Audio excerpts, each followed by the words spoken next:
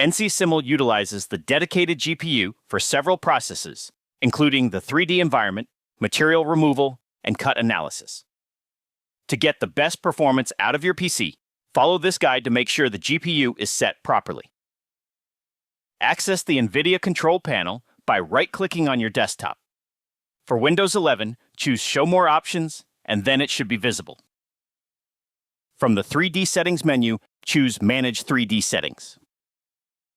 In the Global Settings tab, choose Dassault Systems V5 3D Experience for the preset. If you have the option for the preferred processor, select the high-performance one. Then, in the Program Settings tab, choose to add a new program.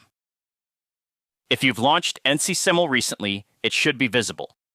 If not, you can navigate to the location shown as linked in the video description.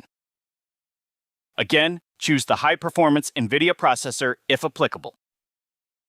In Section 3, find the feature CUDA GPUs and change the setting to use your dedicated GPU. Then find OpenGL Rendering GPU and again choose your installed GPU. Hit Apply in the bottom right.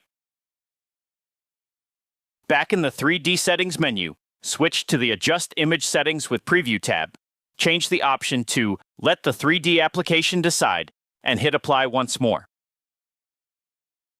Lastly, in the Set Physics Configuration tab, you can once again select your GPU and apply. Note that this process must be performed each time you install a major release of NCSimul. For example, updating from NCSimul 2025.1 to NCSimul 2025.2 would require this. Now, upon launching NCSimul, any visual hiccups with coloring, material removal, measurements, or warnings when processing the cut analysis should be alleviated.